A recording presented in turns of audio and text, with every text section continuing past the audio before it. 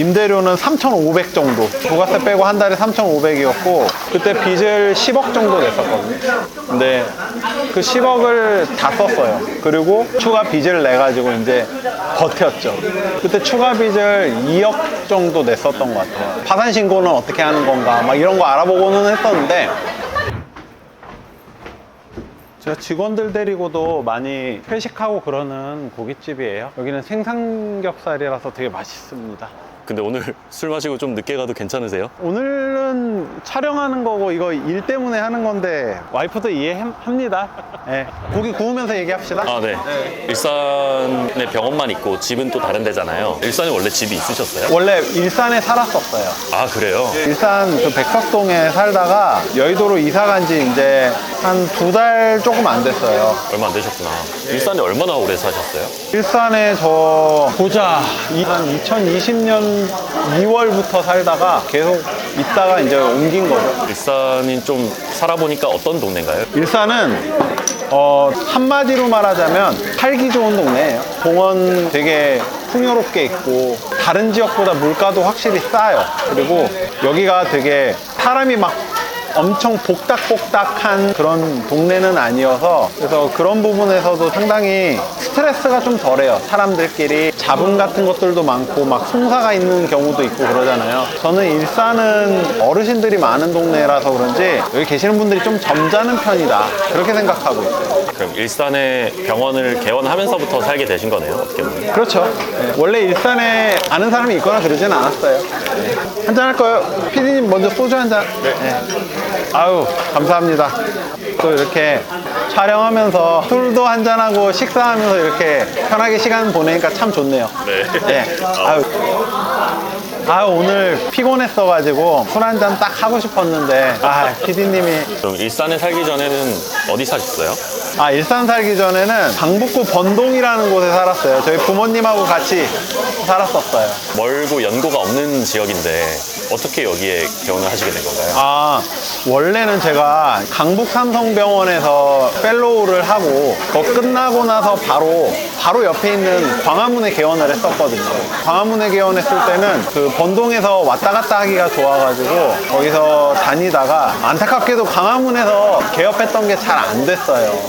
그래서 일산으로 좀 건너오게 됐습니다. 광화문에서 한 1년 정도 있었던 것 같아요. 그게 몇 년도쯤인가요? 광화문에 계셨던 때? 2019년이요. 광화문이 굉장한 격전지예요. 거기 병원들이 되게 많고 직장인 분들이라든가 각지에서 오시는 분들이 많은 교통의 요지다 보니까 쉽지 않은 지역이었었죠, 거기가. 근데 그 어려운 지역에 왜 갑자기 결심을 하시게 된 건가요? 그때는 자신감이 굉장히 넘쳤던 것 같아요. 그때가 원장님이 몇 살이셨죠? 그때 제가 35이었죠. 35, 36 이때였죠. 그때는 제가 대학병원에 있을 때 제가 외래를 보면은, 원래는 펠로우 선생님이 외래를 보면은 환자들이 늘지 않는데 이상하게 제 외래는 환자들이 바글바글한 거예요. 대학병원에 있을 때 환자분들 제 욕심껏 막 이렇게 고쳐드리고 싶은데 그거를 못하니까 내가 내 병원 개원해가지고 내가 하고 싶은 치료 마음껏 하고 다른 과 눈치 보지 않고 정력적으로 해봐야 되겠다 그러고 강북 삼성병원 바로 옆에다 개원했죠. 바로 옆에 보통 잘 생각 안 하지 않아요, 그래도? 그러니까요. 그 동네가 되게 좋았거든요. 환자가 따라올 걸 기대하고 일부러 옆에 하신 것도 있나요? 거기까지 생각은 못했을 것 같긴 한데 그때 당시에는 뭐 그런 부분도 좀 염두에 뒀던 것 같아요. 그걸 노리기는 못했고 그랬지. 광화문에 개원을 하시고 망했다고 하셨는데 그쵸. 잘 안 됐지. 얼마나 안 됐나요, 그게? 그때 지금은 상상하기 좀 어려우실 수 있는데 일주일 내내 처음에 개원하고 일주일 내내 병원에 환자가 딱 한 명 왔었어요. 일주일에 한 명이요? 예. 일주일 동안 딱 한 명 왔었어요. 지나가다가 그냥 궁금해서 왔던 환자였어. 환자가 일주일 동안 한 명 오고 와 너무 안 오는 거예요, 환자가. 그래서 야간 진료까지 하니까 막 오전 9시부터 저녁 9시까지 있는데 막 괴로운 거죠. 이런 얘기 할 때는 한잔 해야 돼. 네. 와, 근데 일주일에 한 명 오면 병원이 유지가 안 되지 않나요? 절대 안 되죠. 어떻게 견디셨어요? 빚내고 까먹으면서 지냈죠. 사실 거기가 위치다 보니까 임대료도 굉장히 비싼 지역이었고 제가 그때 2개 층을 썼었는데 120, 30평 정도 썼었거든요. 규모 있게 이제 개원을 했죠. 임대료는 3,500 정도. 부가세 빼고 한 달에 3,500이었고, 그때 당시에 광화문이 이제 기억나실지는 모르겠는데 한창 광화문이 핫한 상권이었어요. 그 시위가 문화가 돼가지고 그래서 임대료가 굉장히 비쌌었고, 그거에 맞춰서 이제 인테리어도 하고 의류 장비도 들여놓고 그래가지고 그때 빚을 10억 정도 냈었거든요. 근데 그 10억을 다 썼어요. 그리고 추가 빚을 내가지고 이제 버텼죠. 추가 빚을 또 얼마나 내셨나요, 그때? 그때 추가 빚을 2억 정도 냈었던 것 같아요. 네. 아, 여기서 진짜 제대로 잘 해보자 그런 마음으로 그때는 뭐에 씌였었나 봐. 그거 할 때 나는 아마 잘 될 거야 막 확신을 가지고 그때 했었어. 그때 이후로 너무 확신을 갖지 않자로 바뀌었습니다. 한잔 할까요? 네. 고생 많으셨습니다. 아유. 근데 이제는 뭐 웃으면서 할 수 있는 얘기니까 술안주죠 뭐. 네. 예, 되게 비싼 술안주. 그때는 당시에 기분이 좀 어떠셨어요? 그때 기분이요? 처음에는 잘 될 거야 그러고 약간 어떻게 해야 되겠다 막 열심히 고민하고 막 뭔가를 막 채워다가 한 반년 정도 넘어간 다음에는 하루에 환자가 한 10분 정도 오셨었거든요. 근데 10분으로는 아직은 유지가 안 되잖아요. 그때부터는 약간 오는 환자만 열심히 보자 주의로 좀 바뀌었었어요. 그리고 막 알량한 자존심이라고 해야 되나? 의사는 환자 열심히 보는 게 중요하지 마케팅을 하고 광고를 하고 그러면서 너무 병원으로 장사를 하는 거는 의사가 하는 일 아니다 이렇게 생각했었고, 지금은 이해가 전혀 안 될 수가 있는데 네이버 플레이스 같은 거 설정도 안 해놓고 그것도 한 반년 지나서 이거 해놓자 그러고 한 거지, 사실은 그런 거 설정도 안 해놓고 광고를 돌린다던가 전단지 같은 거를 돌린다던가 그런 거는 아예 생각도 못 했었죠. 그때는 그랬어요. 어려웠던 얘기 하려니까 이게 잘 들어가네 굉장히. 오늘 큰일 난 것 같아 오늘. 왜 그러세요? 달아요.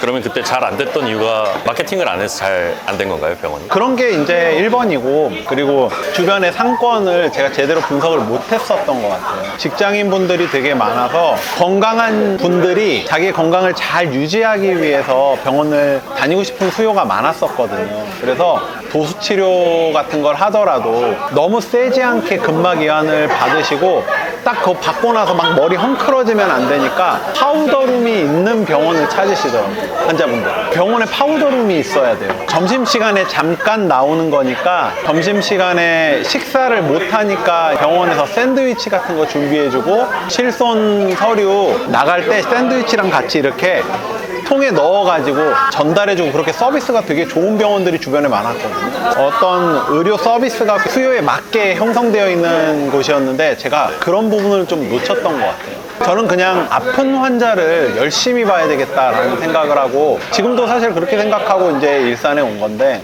그 아픈 환자를 열심히 보는 의사, 병원 이런 걸 컨셉으로 잡고 갔는데, 사실 주변 상권에서는 엄청 아픈 사람은 없고 아직 입소문이 나야 되는데 제가 저를 알아봐줄 환자가 전혀 없는 상황에서 그냥 무턱대고 개원을 한 거죠. 그러니까 실패할 수밖에 없었던 것 같아요. 지금 생각해보면은. 그때 직원분이 몇 분 정도 계셨나요? 그때 직원 처음에 시작할 때는 8명으로 시작했다가 마지막에는 3명 남았었어요. 점점 줄여가지고. 병원이 좀 어렵고 하면은 직원들이나 아니면 주변의 지인들이 좀 이렇게 해보자 조언도 많이 해줄 것 같은데 안 그랬나요? 그때 직원들이 고마운 게 실제로 병원을 좀 걱정해가지고 이렇게 저렇게 잘 해보자 그런 제안을 좀 해줬었어요. 근데 직원들도 사실 가만히 있으면 월급 잘 나오고 출근하면은 환자도 없고 너무 좋을 텐데, 근데 그거를 그냥 꿀이다 그러면서 그냥 믿지 않고 원장님 환자가 없어서 저희도 좀 심란합니다 그러면서 이렇게 광고해 보시면 어떨까요? 이런 얘기를 되게 조심스럽게 병원 마무리할 때 한번 얘기한 적이 있었거든요. 그때 참 그 직원한테 고맙기도 하고, 제가 경영자로서 조금 부족하구나, 직원들한테 그런 걱정 시키면 안 되는데 그랬었죠.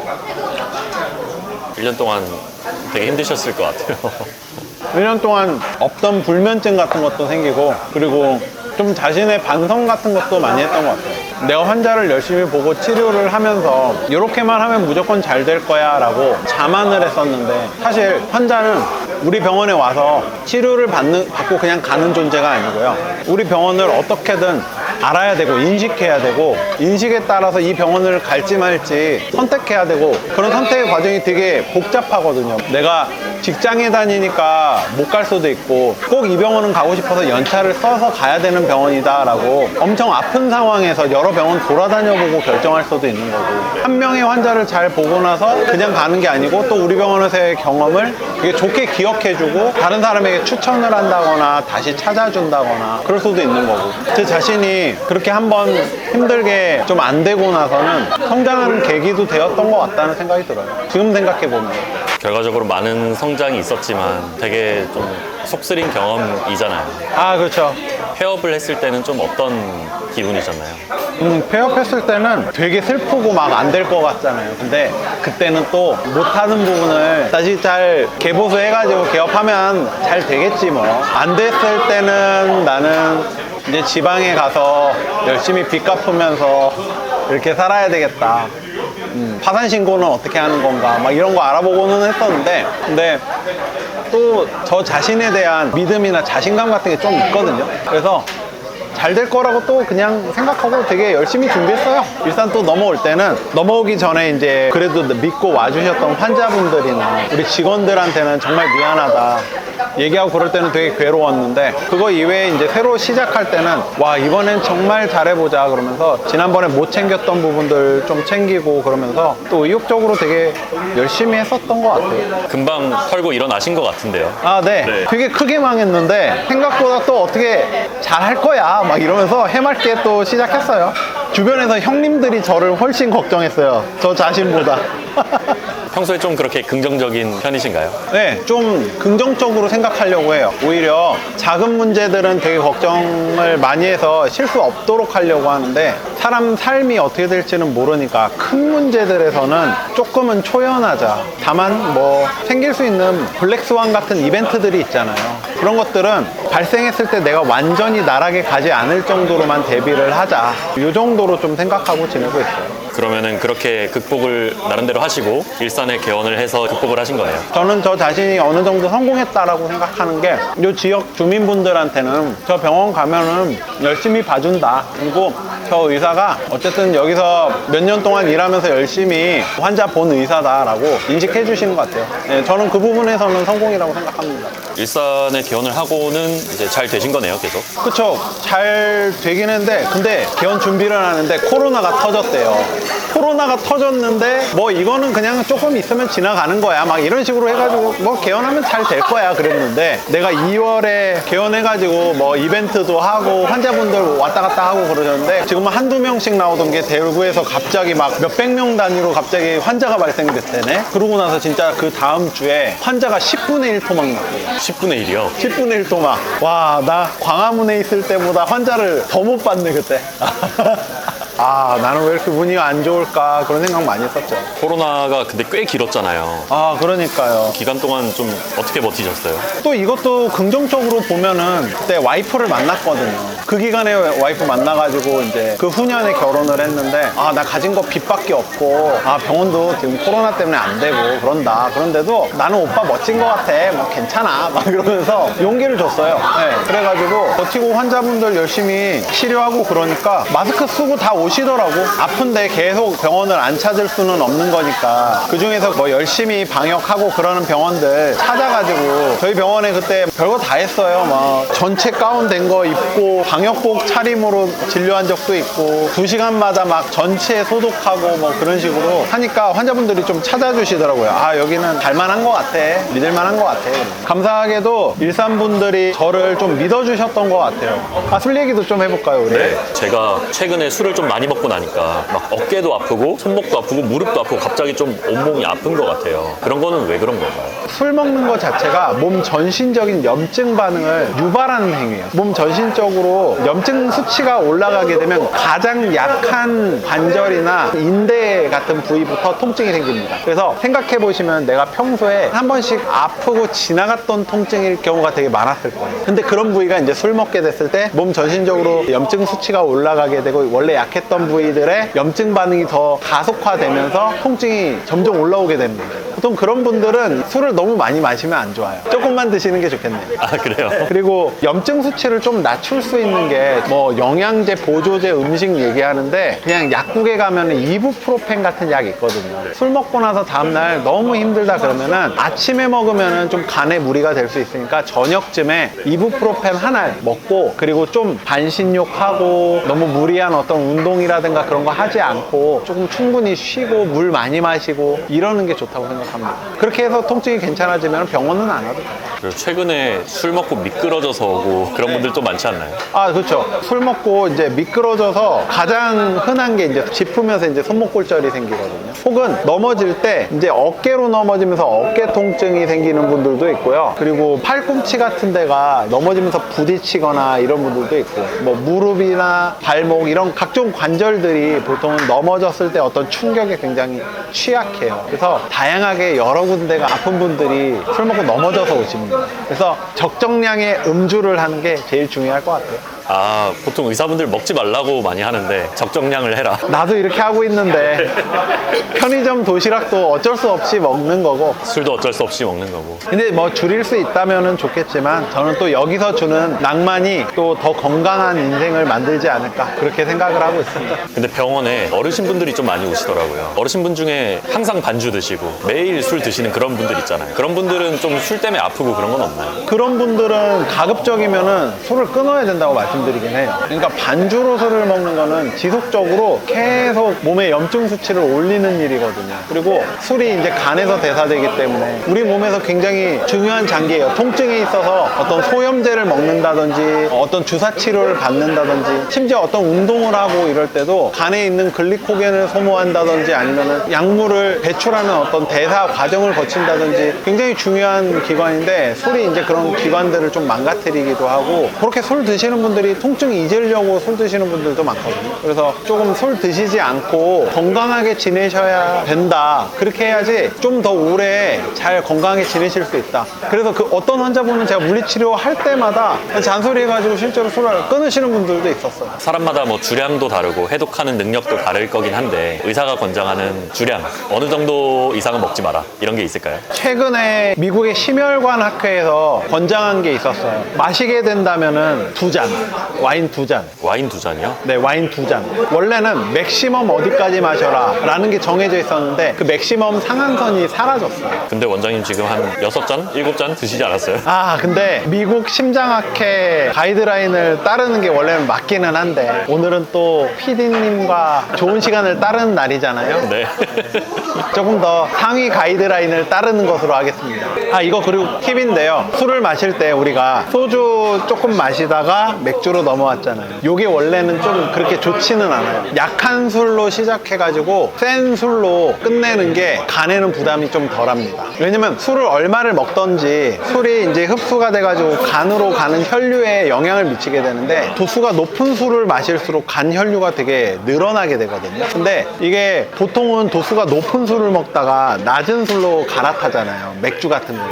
근데 맥주를 마실 때 그 혈류가 계속 유지가 돼요. 간의 부담은 계속해서 유지가 되는 거죠. 오히려 도수를 올리면서 술을 조금씩 먹는 게 몸에는 더 좋다. 그럼 1차로 소주를 먹었으니까 위스키를 먹어야 되나요? 아, 위스키를 한 잔 하면 좋은데 1차로 끝냅시다. 주중에는 술을 너무 많이 마셔서 좀 컨디션이 떨어지면은 다음날 버티기가 어려워요. 그래서 의사들은 대부분 1차로 끝내요. 근데 1차에서 되게 많이 먹지. 그러니까 우리는 지금 소주를 한 병 더 시켜야 돼, 사실. 1차에서 뽕을 뽑자. 네, 1차에서 딱 마시고 빨리 딱 먹고 끝내는 게 대부분의 의사들이 그래요. 우리 한 병만 더 마실까요? 네, 좋습니다. 좋아요. 네.